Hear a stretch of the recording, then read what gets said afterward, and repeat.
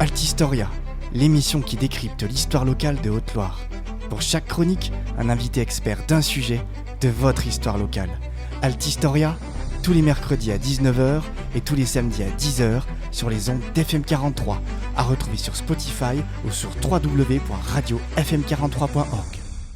Bonjour à tous chers auditeurs et bienvenue à la chronique hebdomadaire d'Altistoria, la chronique qui, modestement, tend à mettre en valeur l'histoire locale de Haute-Loire. Notre territoire altiligérien est riche, oui, il est riche d'une histoire locale qui a façonné nos modes de vie, nos paysages, nos traditions. Au fil des siècles, notre société de Haute-Loire s'est construite, elle aussi, en microcosme avec les régimes politiques du pays, les religions, nos traditions, mais aussi, hélas, les guerres. En moins 53 avant Jésus-Christ, un homme très célèbre, nommé Jules César, entre en Gaule pour conquérir les tribus gauloises. De nombreuses tribus sont encore réfractaires à l'autorité de l'Empire romain. De Narbonne à Bourges, du sud au nord, il sillonne la Gaule pour asseoir son autorité et il traverse les Cévennes pour gagner les terres des Arvernes afin d'y rencontrer Vercingétorix. La Haute-Loire, territoire auvergnat, territoire des Arvernes, est alors témointe de ce passage de Jules César pour vous emmener avec moi le temps d'une chronique dans cette période de notre histoire. J'ai le plaisir d'accueillir aujourd'hui avec moi Baptiste Grandjean. Bonjour Baptiste. Bonjour. Merci Baptiste d'avoir accepté notre invitation. Baptiste, vous êtes depuis toujours un fervent connaisseur et passionné de la conquête de la Gaule par Jules César. Vous avez notamment coécrit un livre intitulé Relecture libre du livre 7 de Jules César, La guerre des Gaules. Dans cet ouvrage, vous décrivez notamment la conquête de la Gaule et les enjeux de celle-ci par et pour Jules César et ses armées romaines. Vous dédiez notamment tout un passage sur sa traversée des Cévennes et son objectif de gagner la terre des Arvernes. Alors, tout d'abord, Baptiste, pourquoi est-ce que Jules César accorde-t-il de l'importance à cette terre des Arvernes ? Eh bien, dans un premier temps, il faut savoir qu'avant que César rentre en Gaule, les Arvernes ont massacré des commerçants romains dans la ville d'Avaricum. Parmi ces commerçants, il y avait un ami de Jules César. Donc César, il faut punir cet affront, quoi. Donc il va mobiliser des légions et il va rentrer en Gaule pour punir Vercingétorix et les Arvernes qui ont commandité ce massacre. Donc ça provient d'un rixe, d'un massacre, de quelque chose d'assez négatif. Voilà. Alors, l'intérêt de César. Alors, c'est pas Vercingétorix qui a organisé le massacre, c'est son père, il s'appelle Celtios. Allié avec des tribus carnutes, c'est lui qui a commandité le massacre de ces commerçants romains. Ça lui portera pas bonheur parce qu'un petit peu plus tard, il voulait prendre la tête de tous les Arvernes, il voulait garder son titre de vergobrette. Il s'est fait massacrer par les Arvernes. C'est Gobanito, l'oncle de Vercingétorix, qui a pris la place de Celtios. Vercingétorix, ça lui plaisait pas trop. Il a voulu reprendre le flambeau de son père, donc il a chassé Celtios de Gergovie et il a repris le flambeau de son père contre les Romains. Géographiquement, Baptiste, si on revient sur les terres, sur l'espace de guerre, on peut dire, hein, puisqu'il y a quand même des affrontements assez récurrents à cette époque-là, où se situe la Haute-Loire par rapport aux Arvernes et quels sont les peuples qui l'occupent ? Eh ben, la Haute-Loire, c'est le Velay. C'est les Véloves, donc c'est un peuple gaulois. indépendant qui fait partie des Arvernes, qui est complètement intégré dans le peuple Arverne, comme aujourd'hui les Alsaciens sont français, voilà. Donc c'est un peuple qui sont peut-être plus d'indépendance que les départements aujourd'hui, mais c'est un peuple Arverne, ça fait aucun doute. César, quand il monte, il part de Narbonne pour rassembler ses légions dans le nord. Il les fait stationner chez les Helviens, c'est-à-dire chez les Ardéchois, et il dit clairement que les Helviens sont voisins des Arvernes. Donc, il n'y a pas de... Il n'y a personne d'autre au milieu, quoi. Donc, les Arvernes, les Véloves sont des Arvernes, pardon. D'accord. Est-ce qu'on a des preuves, justement, historiques du passage de Jules César en Haute-Loire ? Eh ben, c'est clair, parce que... Jules César, il traverse les Cévennes pour se battre contre les Arvernes. Donc il traverse les Cévennes avec 1,20 m de neige, et il débouche, c'est lui qui écrit dans son texte intégral, César traversait les Cévennes et débouche chez les Arvernes. Et quand on part du pays des Elviens, il n'y a pas d'autre solution que de passer par le Velay pour arriver le Velay incontournable, pardon. Un point géographique incontournable qui prouverait que César est bien passé par là. Voilà. C'est pas discutable, quoi. D'accord. Alors, qu'est-ce qu'il y a fait exactement dans le Velay, en Haute-Loire? On ne sait pas vraiment, peut-être, non? Eh ben, on en sait un petit peu mieux, si, parce que en réalité, quand César il veut rassembler ses légions dans le nord, il a une seule crainte, c'est que au moment où ces légions se déplacent, elles sont fragiles, c'est-à-dire elles se déplacent en colonne, elles peuvent être attaquées par Vercingétorix. Donc, ce qu'il veut faire, c'est ce qu'on appelle une diversion, c'est fixer Vercingétorix dans le Velay. Et pendant qu'il va tirer Vercingétorix dans le Velay, lui, César, va pouvoir rassembler ses légions qui sont cantonnées dans le nord de la Gaule. Donc, il va créer ce qu'on appelle une manœuvre de diversion. Il va traverser les Cévennes, déboucher chez les Arvernes, et il va demander à son lieutenant Brutus de massacrer les Gaulois qui sont dans les parages, quoi. Et c'est là que César a dû apprendre que Vercingétorix était à Varicum, c'est-à-dire à Bourges. Donc, une fois que Vercingétorix était mis au courant de tous ces massacres de son peuple, il va se précipiter dans le Velay pour venir sauvegarder son peuple et puis pour venir se battre contre Jules César. Mais à ce moment-là, César il dit qu'il veut pas, il reste que 2 jours sur place, et sous prétexte d'aller chercher des renforts de cavalerie à Vienne. Il quitte le camp et il annonce quand même son retour. Il dit: je serai de retour dans 3 jours. D'accord. Voilà. Donc c'est une manœuvre de diversion que César est venu faire. Il y a eu beaucoup de massacres. Voilà. C'est une stratégie militaire, en fait. C'est une stratégie militaire qui a parfaitement marché, puisque en réalité, je suis été contacté par Jean-Pierre Marcon qui m'a informé que du côté de Saint-Victor-Malescourt, il y a une légende qui dit que les troupes de Vercingétorix ont battu César dans le secteur à Chandolin. Les troupes de Vercingétorix ont battu César à Chandolin. Qui situe où? Chandolin, c'est sur la commune de Saint-Victor-Malescourt. Donc dans l'est de la Haute-Loire. Nord-est, c'est à la limite de la Loire, entre Saint-Victor-Malescourt et Jonzieux. D'accord. Est-ce qu'on connaît le trajet géographique exact que César a réalisé lors de sa traversée des Cévennes et de la Haute-Loire? Est-ce qu'on sait à peu près les étapes? Il a certainement pris le trajet le plus court parce que... qui étaient les voies commerciales, c'est ça? Oui, pas fort. Il faut y passer avec une armée déjà, donc il n'a pas traversé la Garrigue, quoi. Donc il a certainement traversé...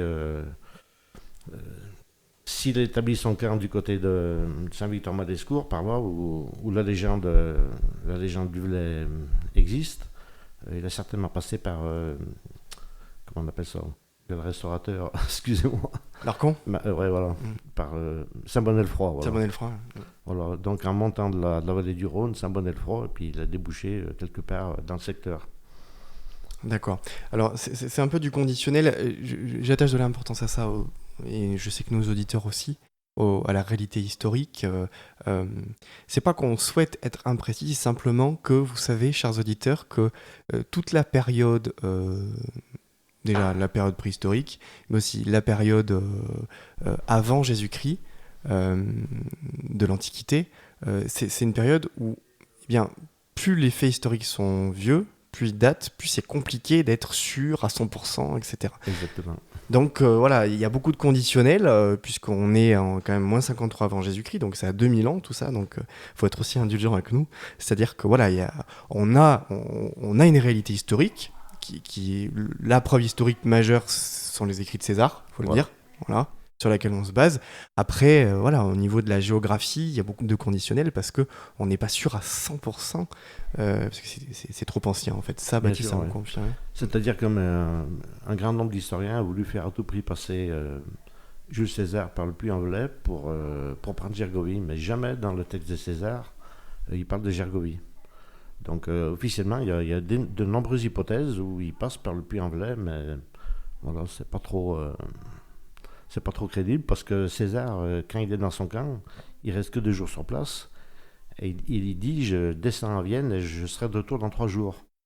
Avec 1,20 m de neige, il peut pas, à partir du Puy-en-Velay, il peut pas faire le Puy-en-Velay, Vienne, le Oui, Puy-en-Velay. ça paraît peu vraisemblable, Voilà. en effet. Et puis surtout qu'il y a cette légende du côté de Chandolin, de Saint-Victor-Malescourt, voilà, c'est une légende orale, donc ça croise le texte de César. Maintenant, on prend ou on prend pas, mais il n'y a rien de mieux il y a rien de mieux aujourd'hui pour démontrer qu'il s'arrêtait dans ce secteur.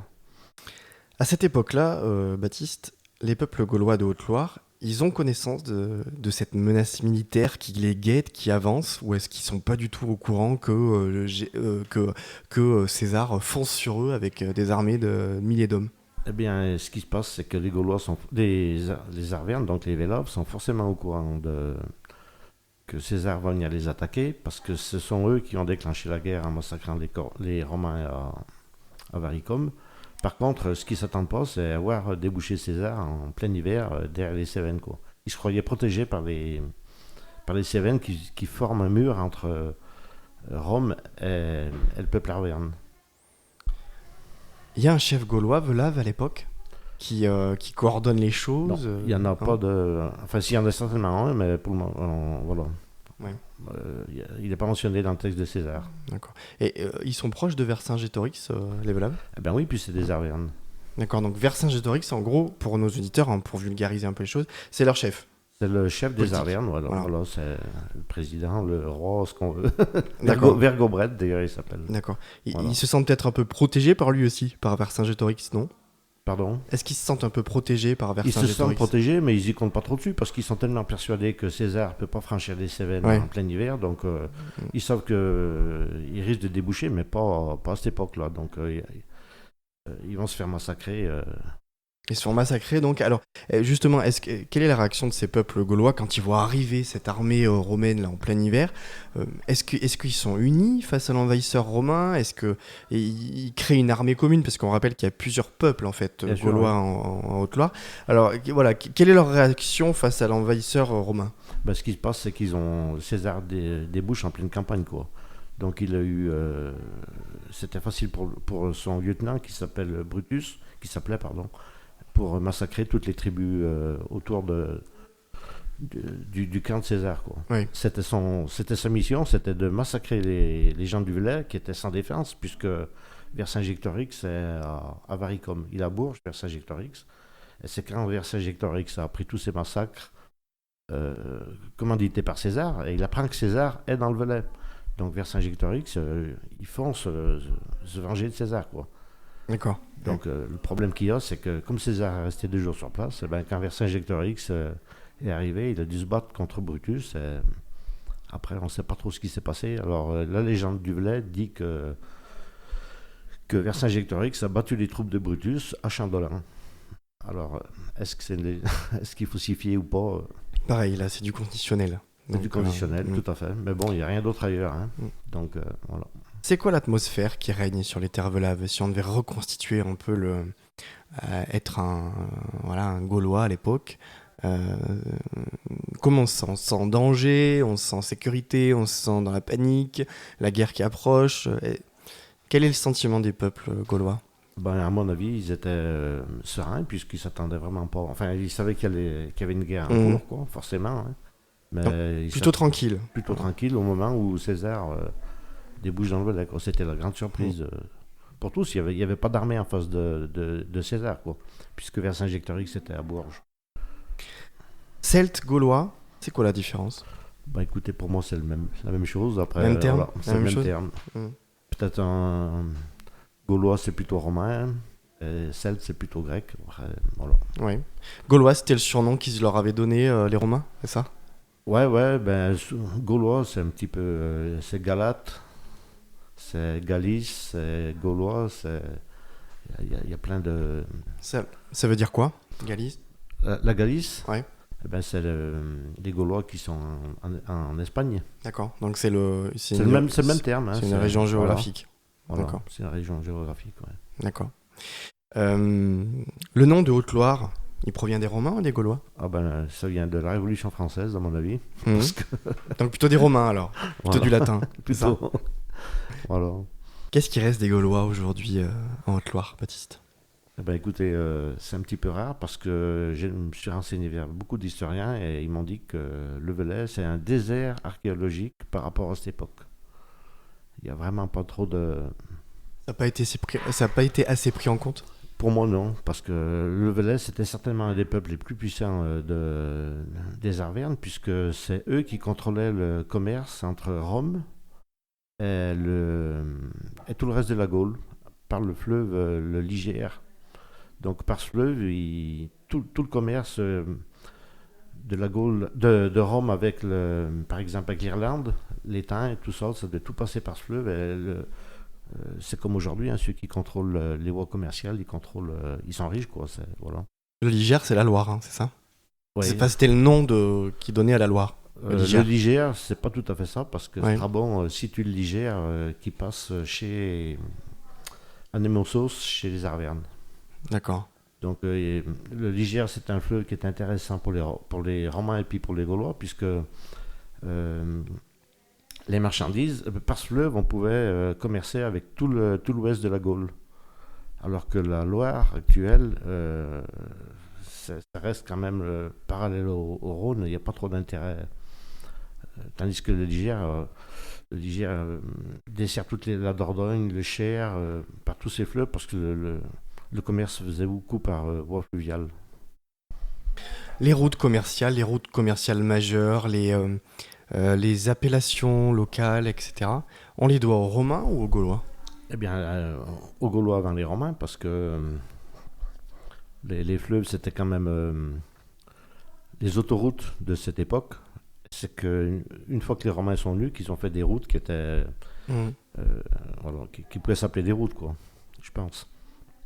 Sur ce fameux conflit gaulois-romain, Jules César, Vercingétorix, qui c'est qui l'emporte à la fin? Ah ben, c'est Jules César, forcément. Parce que Jules César, c'est l'expérience, voilà, une expérience de guerre, parce que c'est un chef militaire. Vercingétorix, c'est le fils de son père. Jules César a quand même fait une campagne en Gaule militaire qui est quand même assez exceptionnelle, qu'il a décrit dans 8 livres. Donc, voilà, il a une expérience militaire qui est extraordinaire. C'est quoi la fin pour Vercingétorix qui perd? Est-ce qu'il Vercingétorix, il sera étranglé à Rome. Et puis bon, c'est une défaite gauloise, mais en même temps, on peut dire que c'est une victoire pour les peuples, puisque Rome a apporté que du bénéfice à la Gaule, avec les aqueducs, les routes, voilà. Donc il leur ramène du savoir-faire aussi. Voilà, il ramène de la culture, de l'écriture d'ailleurs, puisque les Gaulois n'avaient pas d'écriture. Voilà, donc la défaite, c'est la défaite de Vercingétorix, mais quelque part, on a tous gagné, quoi. Au niveau des croyances, des religions, les Gaulois croyaient beaucoup au monde naturel, etc. Les Romains, comment ils prennent en compte tout ça? Est-ce qu'ils éradiquent cette croyance ou est-ce qu'il y avait une certaine liberté de foi? À mon avis, ils ont laissé les Gaulois s'adapter à la religion qu'ils voulaient, parce qu'il y a par exemple Mercure, c'est un dieu romain, on retrouve partout en Gaule, on trouve dans tous les villages, quoi, de la Haute-Loire, voilà, on trouve de tout. En sachant que les Gaulois, Alain Houzel qui était chez nous là récemment, disait que c'est le druidisme en fait, leur croyance, mais lui il n'aime pas le mot religion, parce que pour lui le druidisme, il disait que c'est pas une religion en tant que telle, parce qu'il n'y a pas de divinité, etc. Et pour lui c'est plus de la spiritualité, de la croyance naturelle. Vous en pensez à quoi ça, du druidisme? Moi je pense que les druides c'était pas des enfants de cœur, et c'était pas que des fabricants de tisanes, parce que si on regarde un petit peu le texte de Strabon, il parle de cannibalisme chez les Gaulois. C'est-à-dire qu'ils fabriquaient des statues en bois. Dedans, ils y mettaient des animaux, des hommes.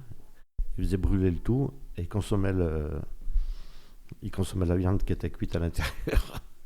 C'est Strabon qui le dit. Hein. C'est pas... Strabon qui était un écrivain Strabon, il était contemporain de César Auguste, c'est-à-dire qu'à l'époque de Gergovie, il avait 7-8 ans, quoi. Donc il n'a pas connu exactement la bataille de Jacobie, mais il a décrit. Alors est-ce que c'était général à toute la Gaule? On ne sait pas. Il était gaulois ou romain? Il était romain? Strabon, c'était un grec.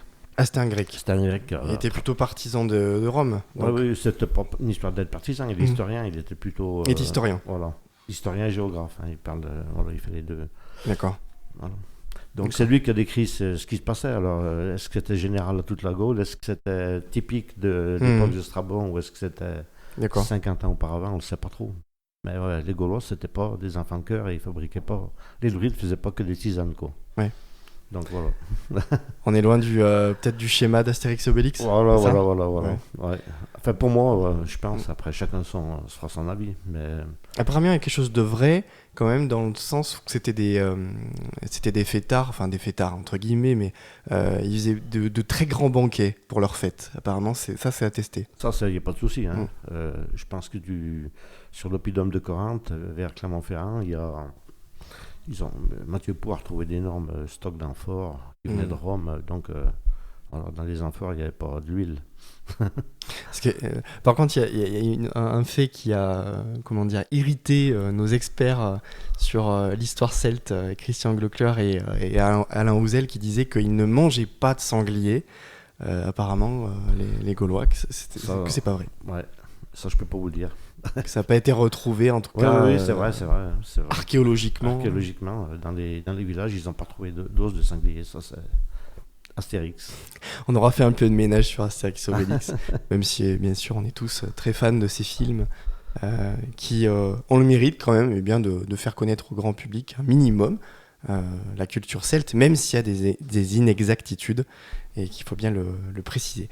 Je vous remercie énormément, Baptiste, d'avoir accepté notre invitation. C'est moi qui vous remercie. Et j'espère que, chers auditeurs, vous avez pris plaisir à partir avec nous dans le voyage de Jules César en Auvergne et en Haute-Loire. Pour plus d'informations, si nos auditeurs veulent davantage d'infos sur l'histoire de Jules César et globalement des Romains, de la trace des Romains en Haute-Loire, ils peuvent aller où, Baptiste? Il faut aller faire des recherches. Déjà rien que lire le livre 7 de la guerre des Gaules, qui est très intéressant. De Jules César. De Jules César, pardon. Donc c'est très intéressant. Et puis il faut se faire son avis par rapport à ce livre, parce qu'il y a eu tellement des interprétations que... On a aussi dans le coin une formidable association qui s'appelle Véla-Vignalon. Ah bah ils sont bien, très bien. Voilà. Qui sont sur l'Apt, c'est ça? Sur l'Apt. Voilà. Et qui organisent régulièrement des événements, voilà. C'est ça? Voilà. Sur le thème donc des Celtes. Gaulois, ouais, c'est des druides du XXIe siècle. C'est ça, donc si vous voulez, chers auditeurs, revivre des soirées, des banquets gaulois, vous pouvez aussi vous diriger vers cette association Vélavie Galon. Ils ont une page Facebook, je crois, et voilà, ils sont sur la commune de l'Apt. Merci, chers auditeurs, d'être fidèles à l'émission. J'espère que vous avez passé un agréable moment en notre compagnie. Pour ma part, ce fut un moment très très apprécié parce qu'on peut enfin aborder des faits anciens. On a beaucoup de chroniques qui sont à partir du XVIe siècle. C'est vrai que c'est plus difficile de trouver des thèmes plus anciens liés à l'Antiquité. Donc je vous remercie beaucoup, Baptiste, Pas de souci, c'est moi qui vous remercie. D'être venu nous voir. Chers auditeurs, je vous souhaite une bonne journée ou une bonne soirée en fonction de l'heure à laquelle vous m'écoutez. Je vous souhaite une bonne semaine. Prenez soin de vous et à la semaine prochaine pour une autre chronique hebdo Altistoria. Altistoria, l'émission qui décrypte l'histoire locale de Haute-Loire. Pour chaque chronique, un invité expert d'un sujet de votre histoire locale.